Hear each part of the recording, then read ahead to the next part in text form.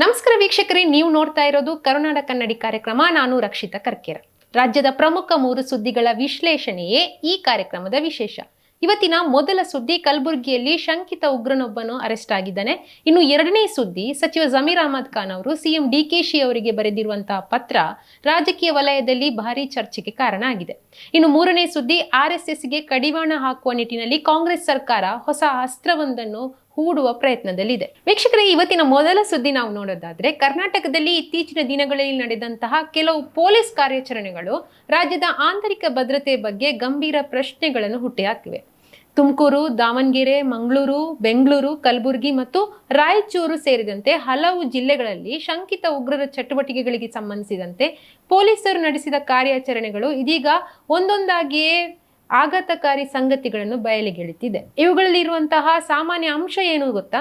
ಸಾಮಾಜಿಕ ಜಾಲತಾಣಗಳ ಮೂಲಕ ಯುವಕರನ್ನು ಸಂಪರ್ಕಿಸೋದು, ಪ್ರಚೋದನಕಾರಿ ವಿಷಯಗಳನ್ನು ಹಂಚಿಕೊಳ್ಳೋದು ಮತ್ತು ವಿದೇಶಿ ಸಂಪರ್ಕಗಳ ಮೂಲಕ ದೇಶ ವಿರೋಧಿ ಚಟುವಟಿಕೆಗಳಿಗೆ ಅವರನ್ನು ಬಳಸಿಕೊಳ್ಳುವಂತಹ ಆರೋಪ ಈಗ ಕೇಳಿ ಬಂದಿದೆ. ಆದರೆ ಈ ಪ್ರಕರಣಗಳಲ್ಲಿ ಕೇಳಿ ಬರ್ತಿರುವ ಆರೋಪಗಳು ಸದ್ಯ ತನಿಖೆಯ ಹಂತದಲ್ಲಿದೆ. ಆರೋಪಗಳು ಇನ್ನಷ್ಟೇ ನ್ಯಾಯಾಲಯದಲ್ಲಿ ಸಾಬೀತಾಗಬೇಕಾಗಿದೆ. ಮೊದಲು ಕಲಬುರಗಿಯ ಪ್ರಕರಣದ ಬಗ್ಗೆ ನೋಡೋಣ.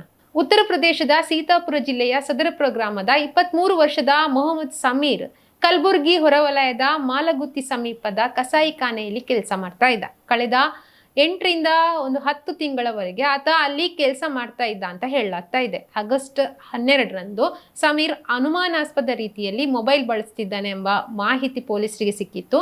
ಈ ಹಿನ್ನೆಲೆಯಲ್ಲಿ ಸಿಸಿಬಿ ಪೊಲೀಸರು ಆತನು ವಶಕ್ಕೆ ಪಡೆದು ವಿಚಾರಣೆ ನಡೆಸಿದ್ದಾರೆ. ಆತನ ಮೊಬೈಲ್ ಪರಿಶೀಲನೆ ವೇಳೆ ಹಲವು ಗಂಭೀರ ಅಂಶಗಳು ಪತ್ತೆಯಾಗಿವೆ ಅಂತ ಪೊಲೀಸರು ತಿಳಿಸಿದ್ದಾರೆ.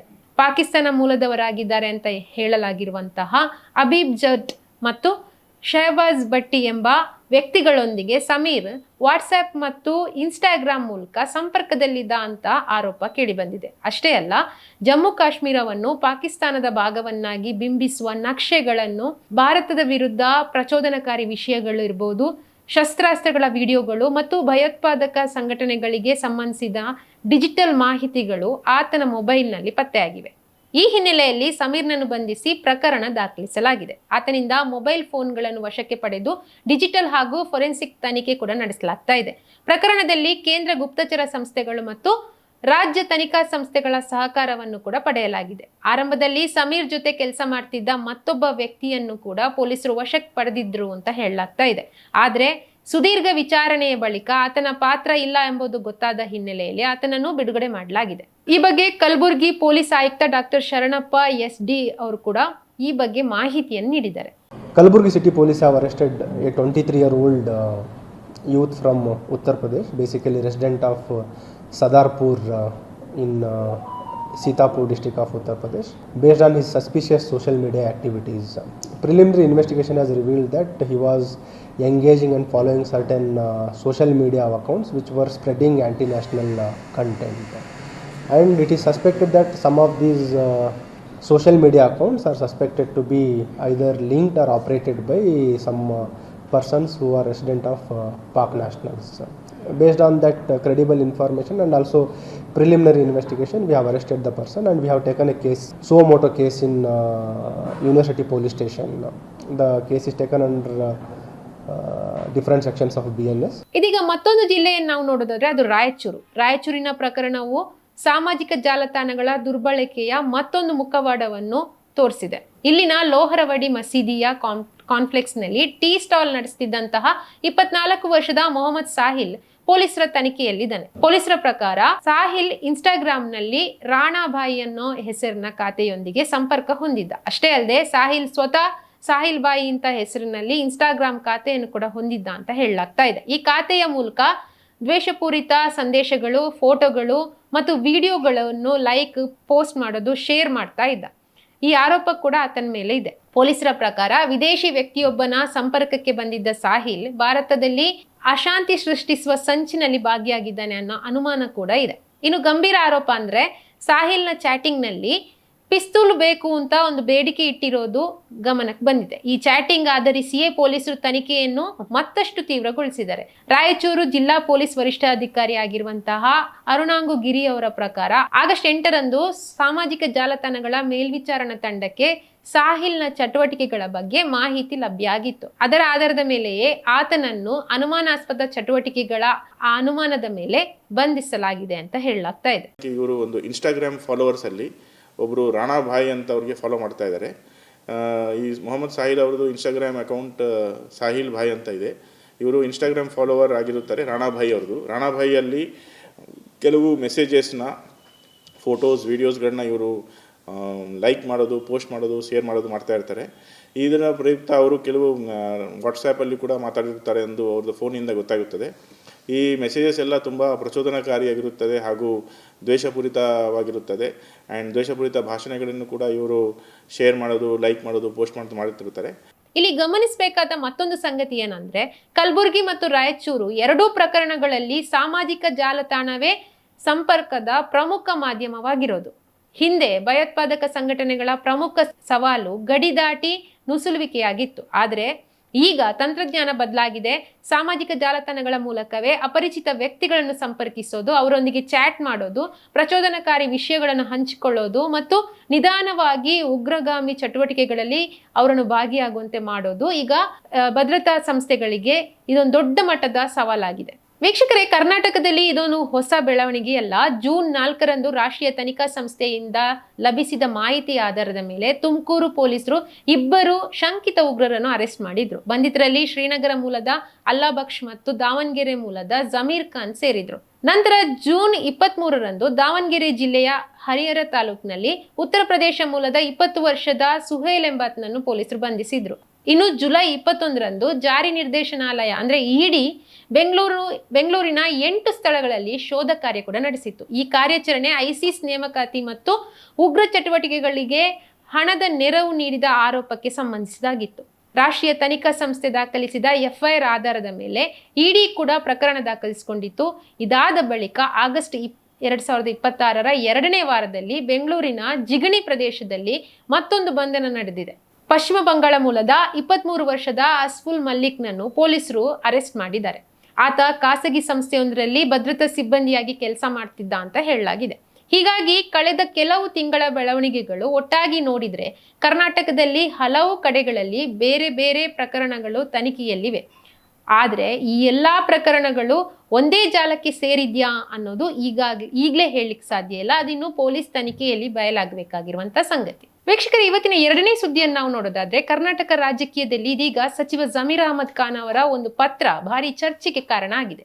ವಿಜಯನಗರದ ಜಿಲ್ಲಾ ಉಸ್ತುವಾರಿ ಸಚಿವರಾಗಿರುವಂತಹ ಜಮೀರ್ ಅಹಮದ್ ಖಾನ್ ಅವರು ಮುಖ್ಯಮಂತ್ರಿ ಡಿ.ಕೆ. ಶಿವಕುಮಾರ್ ಅವರಿಗೆ ಒಂದು ಪತ್ರ ಬರೆದು ವಿಜಯನಗರ ಜಿಲ್ಲಾ ಉಸ್ತುವಾರಿ ಜವಾಬ್ದಾರಿಯಿಂದ ಹಾಗೂ ಆಗಸ್ಟ್ 15ರ ಸ್ವಾತಂತ್ರ್ಯ ದಿನಾಚರಣೆಯ ಧ್ವಜಾರೋಹಣ ಕರ್ತವ್ಯದಿಂದ ವಿನಾಯಿತಿ ನೀಡುವಂತೆ ಮನವಿ ಮಾಡಿದ್ದಾರೆ. ಇದಕ್ಕೆ ಅವರು ಕೊಟ್ಟಿರುವಂತಹ ಕಾರಣ ಆದ್ರೂ ಏನು ಅಂತ ನೋಡೋದಾದ್ರೆ, ಸದ್ಯ ರಾಜ್ಯದಲ್ಲಿ ಸ್ಥಳೀಯ ಸಂಸ್ಥೆಗಳ ಚುನಾವಣೆಗಳು, ವಿಧಾನಸಭಾ ಉಪಚುನಾವಣೆಗಳು ಹಾಗೂ ಪಕ್ಷದ ಸಂಘಟನಾ ಚಟುವಟಿಕೆಗಳು ಎದುರಾಗಿವೆ. ಈ ಕೆಲಸಗಳಲ್ಲಿ ಸಕ್ರಿಯವಾಗಿ ತೊಡಗಿಸಿಕೊಳ್ಬೇಕಾಗಿರೋದ್ರಿಂದ ಜಿಲ್ಲಾ ಉಸ್ತುವಾರಿ ಸಚಿವರಾಗಿ ದೈನಂದಿನ ಆಡಳಿತಾತ್ಮಕ ಕೆಲಸಗಳಿಗೆ ಸಮಯ ನೀಡೋದು ಕಷ್ಟ ಆಗ್ತಿದೆ ಅಂತ ಜಮೀರ್ ಅಹಮದ್ ಖಾನ್ ಅವರು ತಮ್ಮ ಪತ್ರದಲ್ಲಿ ತಿಳಿಸಿದ್ದಾರೆ.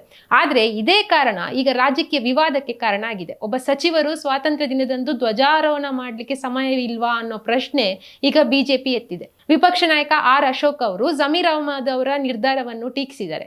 ಸಚಿವರು ಕೇವಲ ಪಕ್ಷದ ರಾಜಕೀಯ ಚಟುವಟಿಕೆಗಳಲ್ಲಿ ತೊಡಗಿಸಿಕೊಳ್ಳುವಂತ ವ್ಯಕ್ತಿಗಳಲ್ಲ, ಅವರು ಸಂವಿಧಾನದ ಅಡಿಯಲ್ಲಿ ಪ್ರಮಾಣ ವಚನ ಸ್ವೀಕರಿಸಿದ ಜವಾಬ್ದಾರಿಯುತ ಸ್ಥಾನದಲ್ಲಿರುವವರು ಅಂತ ಅಶೋಕ್ ಹೇಳಿದ್ದಾರೆ. ಇದರ ಜೊತೆಗೆ ಜಮೀರ್ ಅವರ ಹಿಂದಿನ ರಾಜಕೀಯ ನಡೆಗಳನ್ನು ಬಿಜೆಪಿ ನಾಯಕರು ನೆನಪಿಸಿದ್ದಾರೆ. 2022ರ ಚಾಮರಾಜಪೇಟೆಯ ಈದ್ಗಾ ಮೈದಾನದ ಮಾಲೀಕತ್ವದ ವಿಚಾರದಲ್ಲಿ ವಿವಾದ ನಡೀತಿದ್ದ ಸಂದರ್ಭದಲ್ಲಿ ಜಮೀರ್ ಅಹಮದ್ ಖಾನ್ ಅವರು ಅಲ್ಲೇ ಸ್ವತಃ ಧ್ವಜಾರೋಹಣ ಮಾಡೋದಾಗಿ ಹೇಳಿದ್ರು. ಆದ್ರೆ ಅಂದು ಅಧಿಕಾರದಲ್ಲಿದ್ದ ಬಿಜೆಪಿ ಸರ್ಕಾರ ಕಂದಾಯ ಇಲಾಖೆ ಅಧಿಕಾರಿ ಮೂಲಕ ಅಲ್ಲಿ ಧ್ವಜಾರೋಹಣ ಮಾಡಿಸಿತ್ತು. ಹೀಗಾಗಿ ಅಂದು ಧ್ವಜಾರೋಹಣಕ್ಕಾಗಿ ಹೋರಾಡಿದಂತಹ ಜಮೀರ್ ಇಂದು ಸ್ವಾತಂತ್ರ್ಯ ದಿನದ ಧ್ವಜಾರೋಹಣದಿಂದಲೇ ವಿನಾಯಿತಿ ಕೇಳ್ತಿರೋದು ಎಷ್ಟರ ಮಟ್ಟಿಗೆ ಸರಿ ಅಂತ ಬಿಜೆಪಿ ಪ್ರಶ್ನೆ ಎತ್ತಿದೆ. Let me tell you one thing to Jamir Ahmad. Jamir Ahmad ji, you are a responsible person. You are a minister in the cabinet. Hoisting a national flag on August 15, it's a responsibility. It's a responsibility. It's a pride every Indian has. So by rejecting to hoist the national flag, you are not only insulting the national flag, you are also insulting your ministry.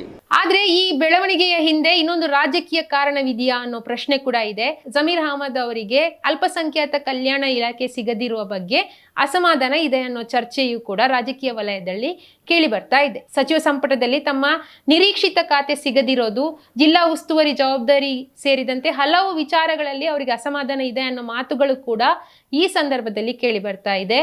ಇದೀಗ ಜಮೀರ್ ಅವರು ಒಂದು ಪತ್ರ ಬರೆಯುವ ಮೂಲಕ ತಮ್ಮ ಅಸಮಾಧಾನವನ್ನು ಹೊರ ಹಾಕ್ತಿದ್ದಾರಾ ಅನ್ನೋ ಪ್ರಶ್ನೆ ಎದುರಾಗಿದೆ. ಆದ್ರೆ ಈ ಎಲ್ಲ ಬೆಳವಣಿಗೆಯಿಂದ ಸರ್ಕಾರದ ಮುಂದಿರುವಂತಹ ಸವಾಲುಗಳೇನು ಅಂತ ನೋಡೋದಾದ್ರೆ, ಜಿಲ್ಲಾ ಉಸ್ತುವಾರಿ ಸಚಿವರೇ ತಮ್ಮ ಜವಾಬ್ದಾರಿಯಿಂದ ಹಿಂದೆ ಸರಿಲಿಕ್ಕೆ ಮನವಿ ಮಾಡಿದ್ರೆ ವಿಜಯನಗರ ಜಿಲ್ಲೆಯ ಆಡಳಿತದ ಮೇಲೆ ಪರಿಣಾಮ ಬೀರುವ ಸಾಧ್ಯತೆ ಇದೆ. ಮತ್ತೊಂದೆಡೆ ಸ್ವಾತಂತ್ರ್ಯ ದಿನಾಚರಣೆಯ ಧ್ವಜಾರೋಹಣದಂತಹ ರಾಷ್ಟ್ರೀಯ ಕಾರ್ಯಕ್ರಮದಿಂದ ಸಚಿವರೊಬ್ಬರು ಹಿಂದೆ ಸರಿದಿರೋದು ಸರ್ಕಾರಕ್ಕೆ ರಾಜಕೀಯವಾಗಿ ಒಂದು ರೀತಿಯ ಮುಜುಗರ ಕೂಡ ತರುವ ಸಾಧ್ಯತೆ ಇದೆ. ಹೀಗಾಗಿ ಜಮೀರ್ ಅಹಮದ್ ಖಾನ್ ಅವರ ಈ ಪತ್ರ ಕೇವಲ ಒಂದು ಆಡಳಿತಾತ್ಮಕ ಮನವಿಯಾಗಿ ಉಳಿದಿಲ್ಲ, ಅದು ಕಾಂಗ್ರೆಸ್ ಸರ್ಕಾರದೊಳಗಿನ ಅಸಮಾಧಾನ, ಸಚಿವರ ಜವಾಬ್ದಾರಿ ಹಾಗೂ ರಾಜಕೀಯ ಆದ್ಯತೆಗಳ ಬಗ್ಗೆ ದೊಡ್ಡ ಚರ್ಚೆಯನ್ನೇ ಹುಟ್ಟುಹಾಕಿದೆ. ಈಗ ಎಲ್ಲರ ಕಣ್ಣು ಮುಖ್ಯಮಂತ್ರಿ ಡಿ.ಕೆ. ಶಿವಕುಮಾರ್ ಅವರ ನಿರ್ಧಾರದ ಮೇಲಿದೆ. ಇನ್ನು ವೀಕ್ಷಕರೇ, ಇವತ್ತಿನ ಮೂರನೇ ಸುದ್ದಿಯನ್ನು ನಾವು ನೋಡೋದಾದ್ರೆ, ಕರ್ನಾಟಕ ರಾಜಕೀಯದಲ್ಲಿ ಈಗ ಮತ್ತೊಂದು ದೊಡ್ಡ ಸಂಘರ್ಷಕ್ಕೆ ವೇದಿಕೆ ರೆಡಿ ಆಗ್ತಾ ಇದೆ. ರಾಜ್ಯ ಸರ್ಕಾರ ರೂಪಿಸಿರುವಂತಹ ಕರ್ನಾಟಕ ರಾಜ್ಯ ಸಾರ್ವಜನಿಕ ಪ್ರವೇಶ ನಿಯಂತ್ರಣ ವಿಧೇಯಕ 2026 ಇದೀಗ ರಾಜಕೀಯ ವಲಯದಲ್ಲಿ ಭಾರಿ ಚರ್ಚೆಗೆ ಕಾರಣ ಆಗಿದೆ. ಮೇಲ್ನೋಟಕ್ಕೆ ಈ ವಿಧೇಯಕ ಸಾರ್ವಜನಿಕ ಸ್ಥಳಗಳು ಮತ್ತು ಸರ್ಕಾರಿ ಆಸ್ತಿಗಳ ಬಳಕೆಯನ್ನು ನಿಯಂತ್ರಿಸುವ ಕಾನೂನಿನಂತೆ ಕಾಣ್ತಾ ಇದೆ. ಆದ್ರೆ ರಾಜಕೀಯ ವಲಯದಲ್ಲಿ ಕೇಳಿ ಬರ್ತಿರುವ ಪ್ರಮುಖ ಆರೋಪ ಏನ್ ಗೊತ್ತಾ?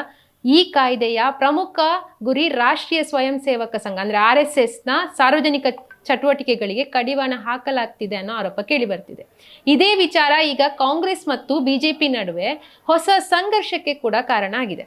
ರಾಜ್ಯ ಸಚಿವ ಸಂಪುಟ ಈಗ ವಿಧೇಯಕಕ್ಕೆ ಅನುಮೋದನೆ ನೀಡಿದೆ. ಮುಂದಿನ ವಿಧಾನಸಭಾ ಅಧಿವೇಶನದಲ್ಲಿ ವಿಧೇಯಕ ಮಂಡನೆಯಾಗಿ ಚರ್ಚೆಯ ಬಳಿಕ ಅಂಗೀಕಾರ ಪಡೆಯುವ ಸಾಧ್ಯತೆ ಕೂಡ ಇದೆ.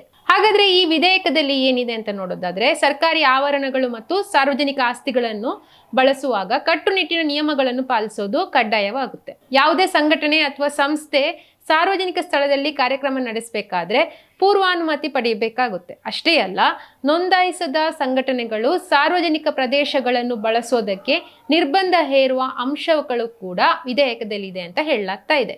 ನಿಯಮ ಉಲ್ಲಂಘಿಸಿದ್ರೆ ಅದನ್ನು ಶಿಕ್ಷಾರ್ಹ ಅಪರಾಧವನ್ನಾಗಿ ಪರಿಗಣಿಸುವ ಪ್ರಸ್ತಾವನೆ ಕೂಡ ಇದೆ. ಇಲ್ಲಿ ಪ್ರಮುಖ ಪ್ರಶ್ನೆ ಶುರುವಾಗುತ್ತೆ, ಈ ಕಾನೂನು ಎಲ್ಲಾ ಸಂಘಟನೆಗಳಿಗೂ ಸಮಾನವಾಗಿ ಅನ್ವಯ ಆಗುತ್ತಾ ಅನ್ನೋದು, ಅಥವಾ RSS ನಂತ ಸಂಘಟನೆಗಳ ಸಾರ್ವಜನಿಕ ಕಾರ್ಯಕ್ರಮಗಳನ್ನು ನಿಯಂತ್ರಿಸುವ ಉದ್ದೇಶ ಮಾತ್ರನಾ ಅನ್ನೋದು ಪ್ರಶ್ನೆ. ಚಿತ್ತಾಪುರದಲ್ಲಿ RSS ಪಥಸಂಚಲನ ನಡೆಸಲು ಸ್ಥಳೀಯ ಆಡಳಿತ ಅನುಮತಿ ನಿರಾಕರಿಸಿತ್ತು. ಇದನ್ನು ಪ್ರಶ್ನಿಸಿ RSS ಹೈಕೋರ್ಟ್ ಮೆಟ್ಲೇರಿತು. ನಂತರ ನ್ಯಾಯಾಲಯ ಕೆಲವು ಷರತ್ತುಗಳೊಂದಿಗೆ ಪಥಸಂಚಲನಕ್ಕೆ ಅವಕಾಶ ನೀಡಿತ್ತು. ಈ ಬೆಳವಣಿಗೆ ಸರ್ಕಾರಕ್ಕೆ ಆಡಳಿತಾತ್ಮಕವಾಗಿ ಮುಜುಗರ ಕೂಡ ತಂದಿತ್ತು ಎಂಬ ವಿಶ್ಲೇಷಣೆ ಕೂಡ ನಡೀತಿದೆ.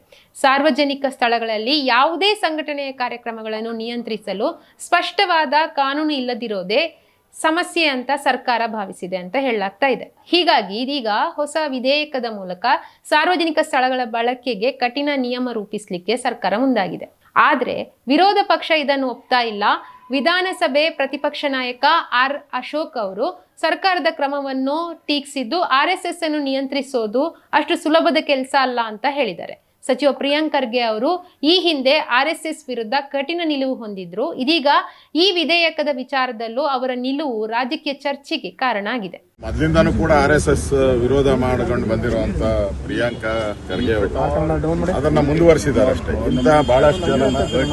ಇಂಥ ಬಹಳಷ್ಟು ಜನನ RSS ನೋಡಿದೆ. ಅದು ಇಡೀ ಪ್ರಪಂಚದಲ್ಲಿರ್ತಕ್ಕಂಥ 150ಕ್ಕೂ ಹೆಚ್ಚು ದೇಶದಲ್ಲಿ RSS ಇದೆ. ಈ ದೇಶದ ಪ್ರಧಾನಿನೂ ಕೂಡ RSS ಅವರು, ನಾನು RSS, ಒಂದು 15-20 ಜನ ಮುಖ್ಯಮಂತ್ರಿಗಳು RSS. ಬಿಜೆಪಿ ಸಂಸದರಾದ ಜಗದೀಶ್ ಶೆಟ್ಟರ್ ಮತ್ತು ತೇಜಸ್ವಿ ಸೂರ್ಯ ಕೂಡ ಸರ್ಕಾರದ ನಡೆಯನ್ನು ಟೀಕಿಸಿದ್ದಾರೆ. What ever the targeting RSS, nothing will happen. And RSS people organizing their meetings, programs, not in the public places usually.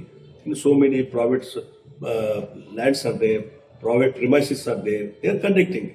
And it is the organization of the country, organization of the uniting the country, and Congress people wants to control it. It will never happen. The Karnataka State Cabinet's decision not permit unregistered social organizations from accessing public grounds for their usage is a clear effort to target the RSS.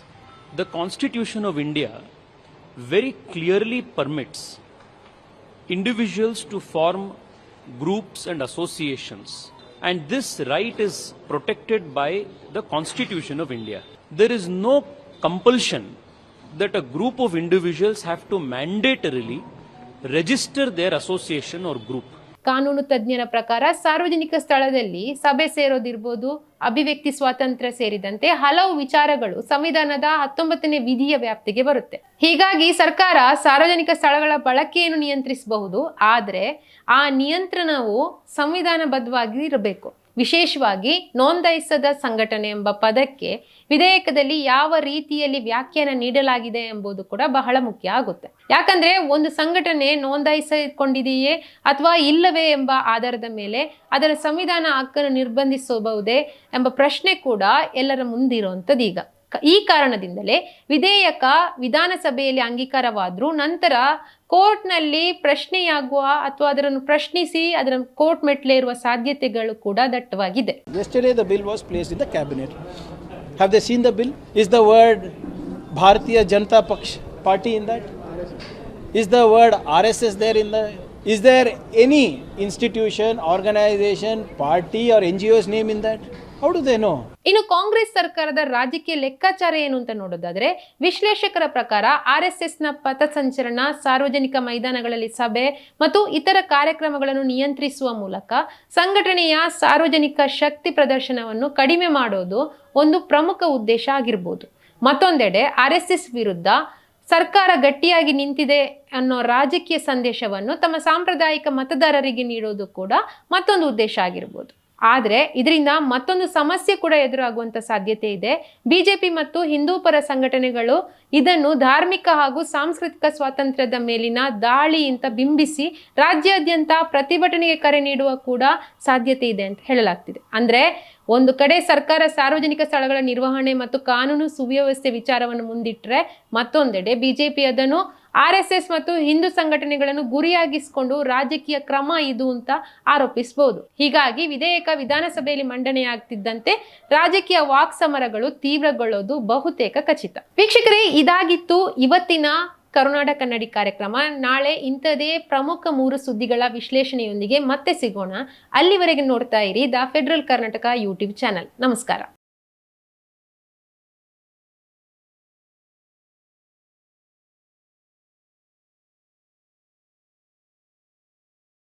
ಸುದ್ದಿ ಅಪ್ಡೇಟ್ಗೆ ಈಗಲೇ the federal Karnataka YouTube page ಅನ್ನು subscribe ಮಾಡಿ.